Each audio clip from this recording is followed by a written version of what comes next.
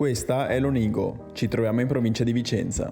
Questo territorio era abitato fin dall'antichità, ma solo dal IX secolo l'Onigo prende forma dando accoglienza a parte della popolazione dei vicini centri distrutti dagli Ungari. Nel X secolo viene costruita una fortificazione dove ora c'è il Duomo. È probabile che fosse un vero e proprio castello costruito prima la cappella, ramo della famiglia Maltraversi. Verso la fine dell'XI secolo Vicenza acquisisce il territorio di Lonigo e lo mantiene nonostante le continue contese tra Guelfi e Ghibellini, che spesso coinvolgono il castello. Nel 1266, alcuni anni dopo la morte di Ezzelino III del Romano, come Vicenza, Lonigo viene presa dai Padovani, per poi essere conquistata nel 1311 dagli Scaligeri di Verona. Data l'importanza militare, Can Grande della Scala restaura il castello e costruisce mura attorno al borgo, utili poi a respingere gli attacchi dei Carraresi di Padova, ma nel 1387, come tutto il territorio vicentino, viene sottomesso alla signoria di Gian Galeazzo Visconti.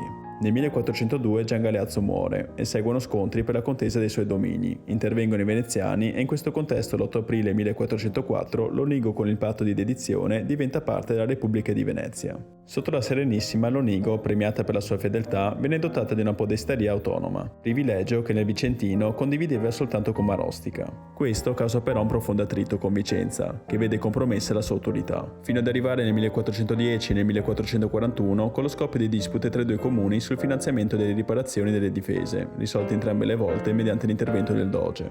L'Onigo viene danneggiata nel 1435 dalle truppe di Francesco Sforza e nel 1509 dalla guerra della Lega di Cambrai, mentre nel 1630, a causa della peste, perde circa metà dei suoi abitanti. Nel 1833, sotto dominio austriaco, l'Onigo riceve il titolo di città e prospera grazie anche allo sviluppo dell'industria, in particolare quello della seta, portandola oggi ad essere il centro più importante del Basso Vicentino.